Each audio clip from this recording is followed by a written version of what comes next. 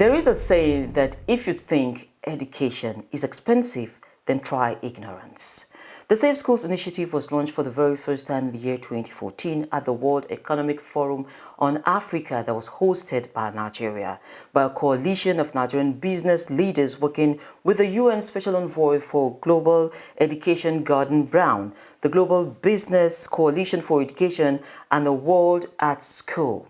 Nigeria was part of the very first 37 states that endorsed the Safe Schools Declaration on May 29, 2015, and signed a letter of endorsement on March 8, 2019.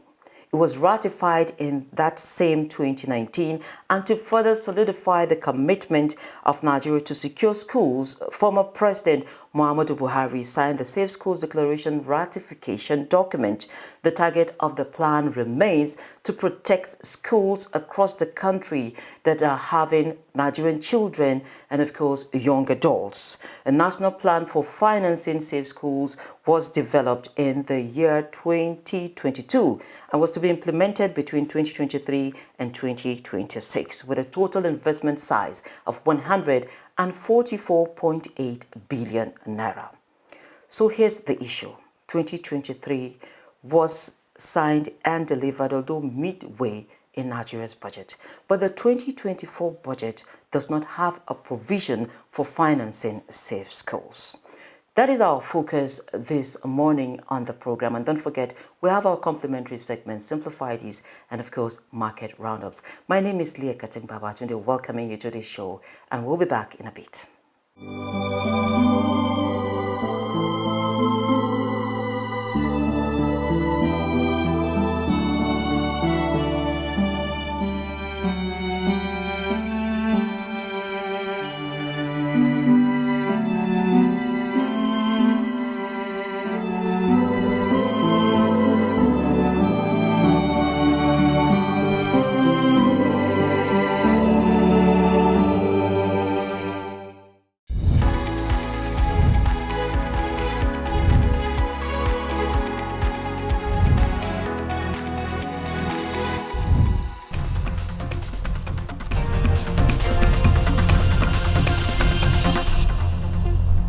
We'll begin the business of the day with major happenings around the economy.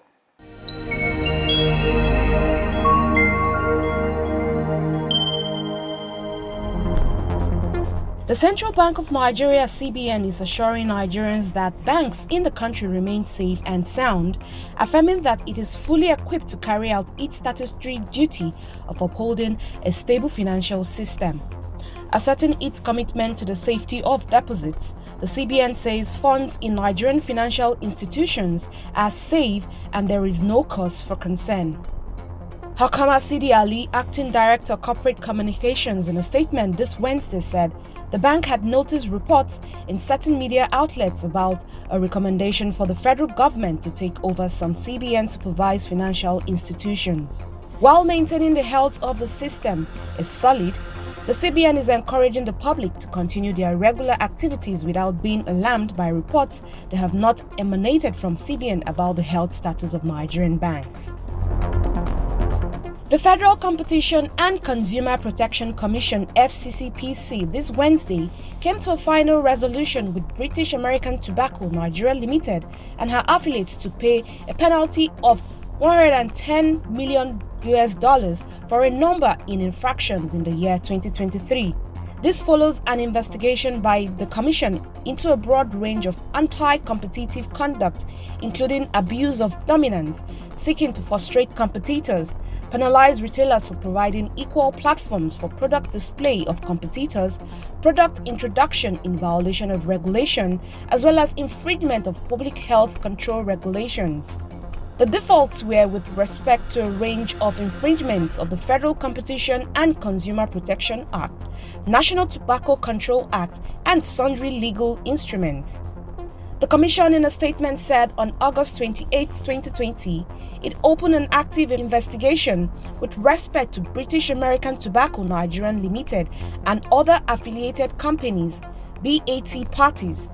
The commencement of the investigation was based on the Commission's satisfaction that a series of credible pieces of information and intelligence were actionable enough for broader and deeper inquiry with respect to certain conduct for, by, and on behalf of BAT parties.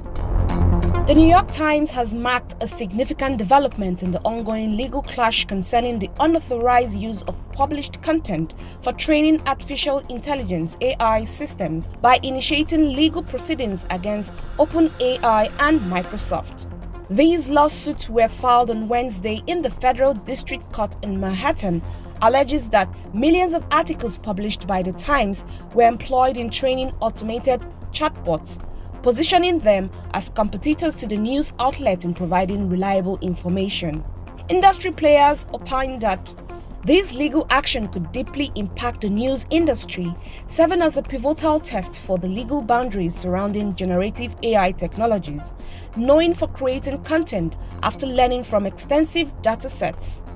The New York Times, a leading player in online journalism, has raised concerns about these AI systems, siphoning traffic away from its website, potentially affecting revenue derived from advertising and subscriptions. While concerns about uncompensated use of intellectual property by AI systems have rippled through various creative industries, these lawsuits make a significant escalation. The platform joins other individuals and entities in pursuing legal actions over AI use of their copyrighted material. The suit insists that the defendants should be held accountable for what is described as billions of dollars in statutory and actual damages tied to the unlawful copying and use of Time's uniquely valuable works.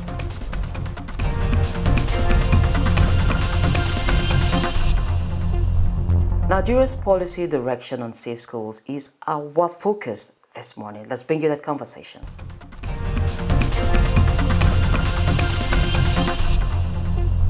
Mr. Ismaila Mohammed Ville is an educationist. He is a safe schools enthusiast and also a former chief executive of the Nigerian Institute for Capital Market right here in Abuja.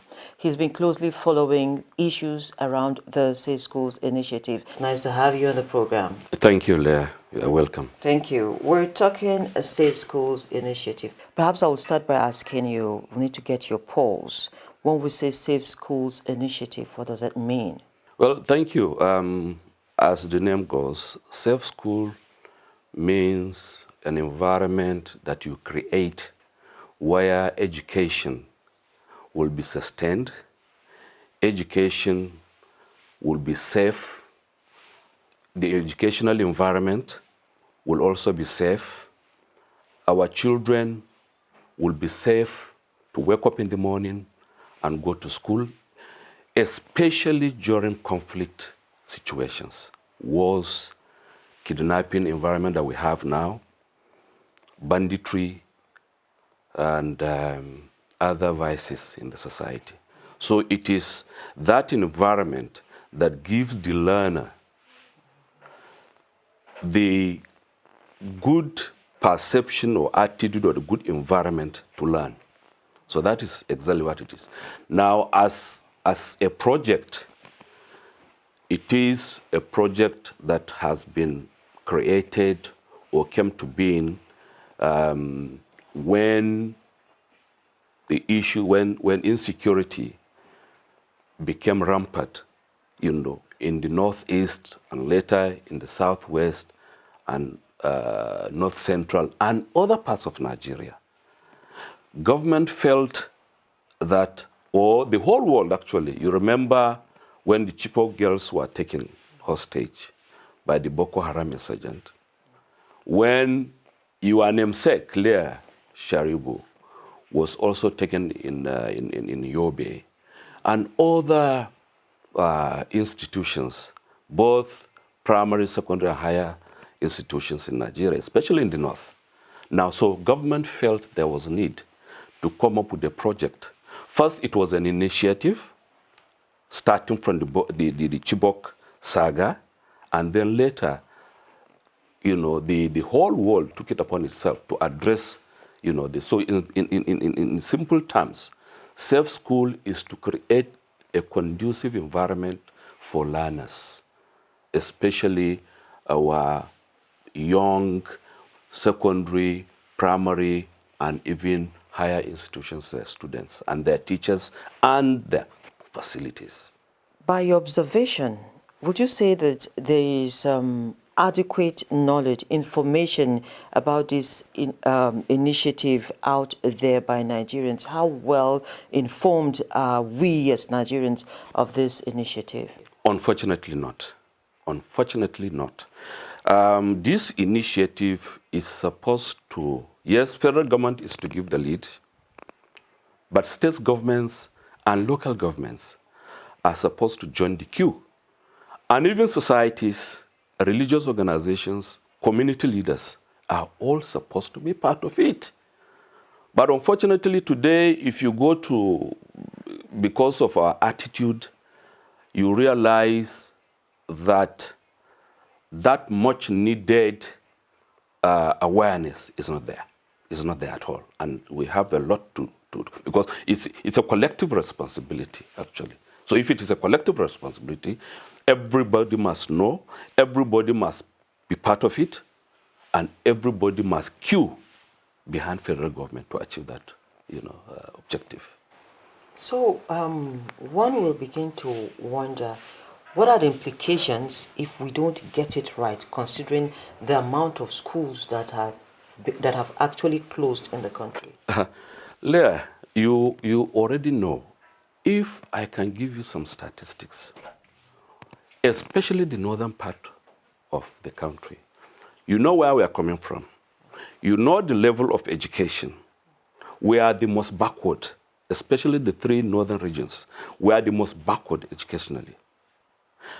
And then that was even when things were normal, when there were no conflicts. School attendance was a problem. Enrollment was a problem.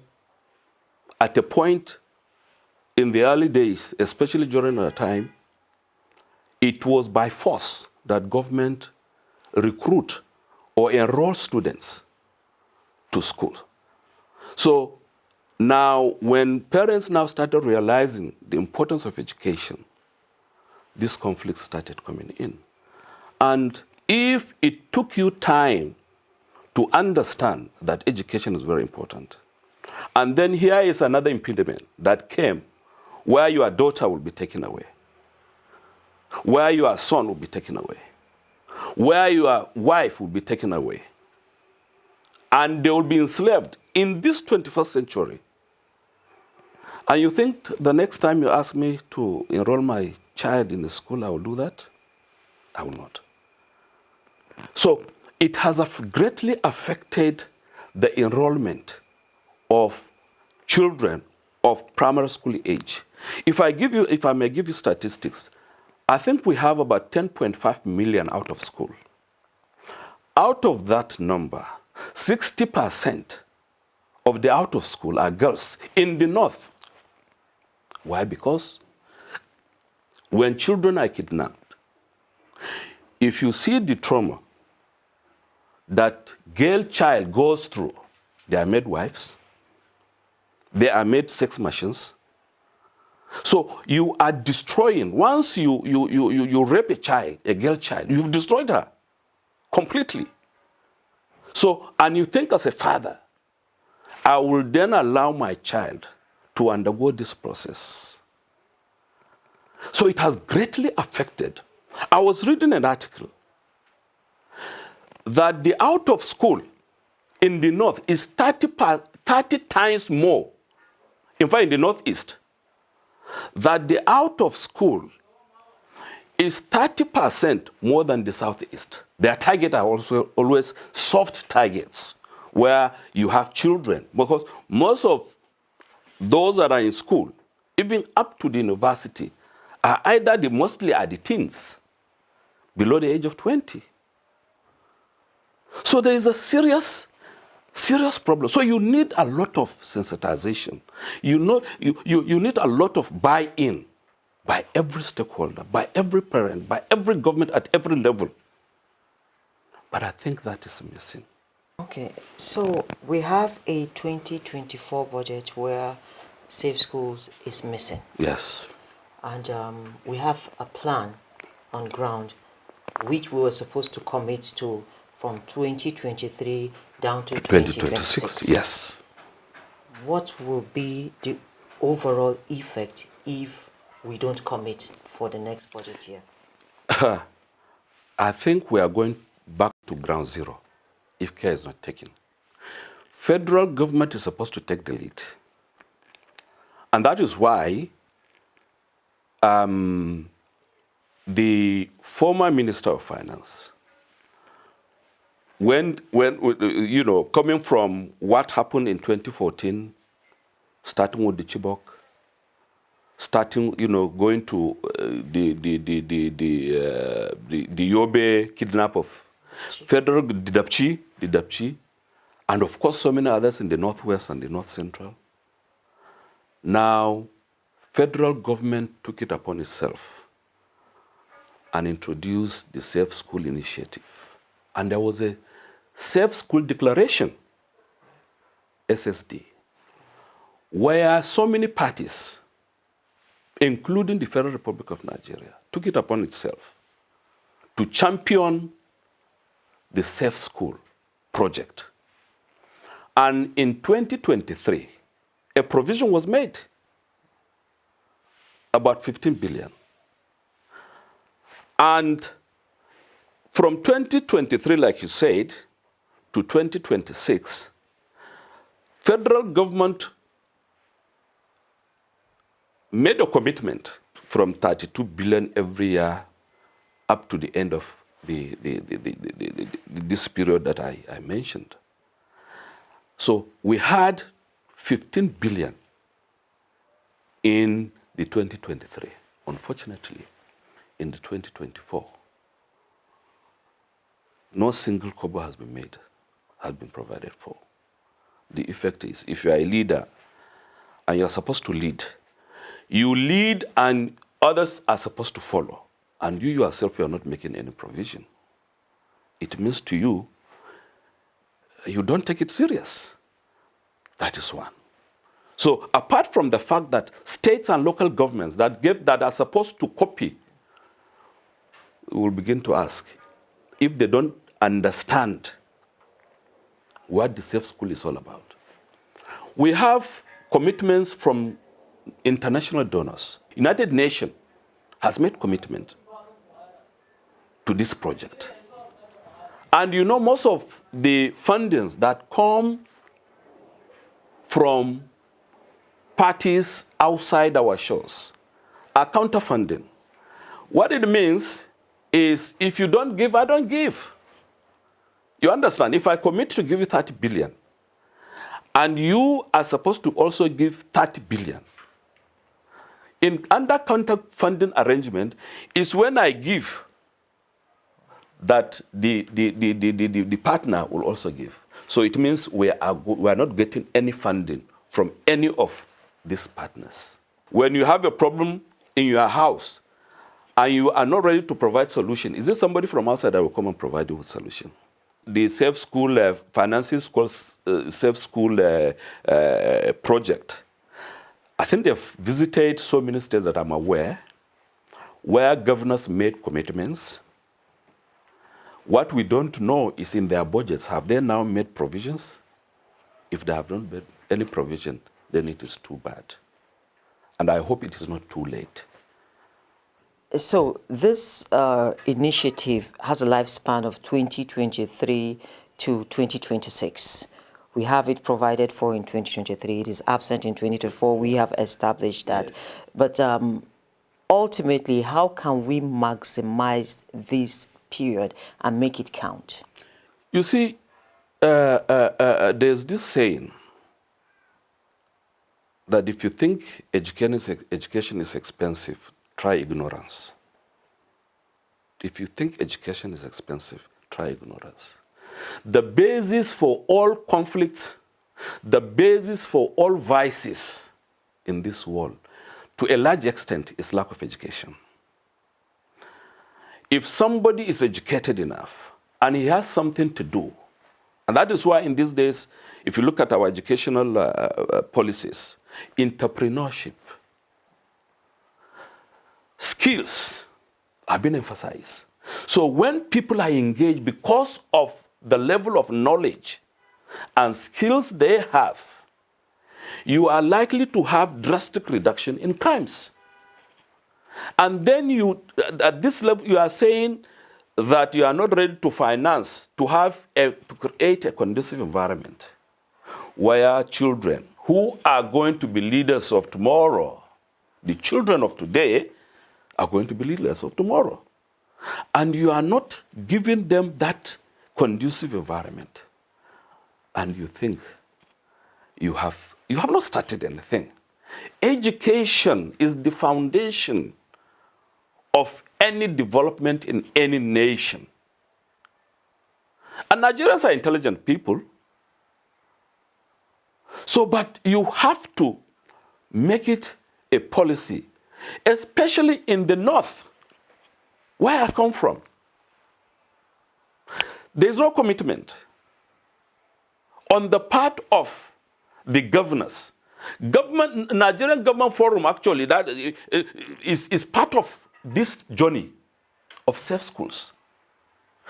And specifically, there were some presentations that were made to Northern Governors Forum. So, if they want our problem solved, please don't joke with education. There are so many problems that if you go to my state, where I come from, I'm from Borno State, so many schools have been closed. Most schools are now operating in Maiduguri. Most schools. And they have introduced what they call mega schools to reduce the effect of attacks, where you pack about 4, 5 secondary schools and you put them together. Yes, it's a very good strategy. And of course, the safe school has also gone far on working towards relocating some of these students from the conflict zones to safer zones. Now, these are very, very important and encouraging strategies. I must sincerely thank you, Mr. Ismaila, for this opportunity and for your insights. You're most welcome. It's a duty for all of us. So I want to also thank you, the journalists. You are the voice of the voiceless. You are the voice of the masses. You are the voice of the children, the adolescents, the children that need education is a right. In that declaration, it has been made that education is a right to every child. So it is your duty. So I want to thank you and thank you for inviting me, to talk on this subject. Thank you. The policy with Leah quite certainly is a show to turn to when it comes to policymakers' desire to monitor and respond to challenges within the capital markets ecosystem and the economy in general. I am Sterling Ellis, a duly qualified capital markets professional in Nigeria, in the United Kingdom, and in the United States of America. Enjoy the policy with Leah. My name is Aldo Mekori.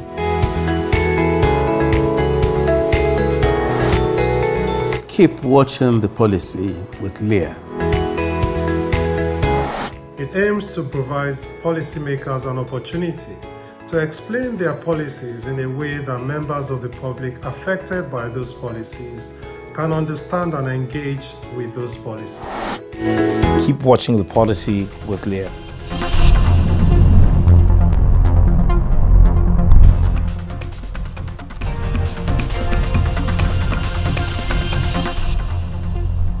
Balance of payments is the word we chose to simplify for you this morning. Here's a graphic illustration, and from there we take you to the market square.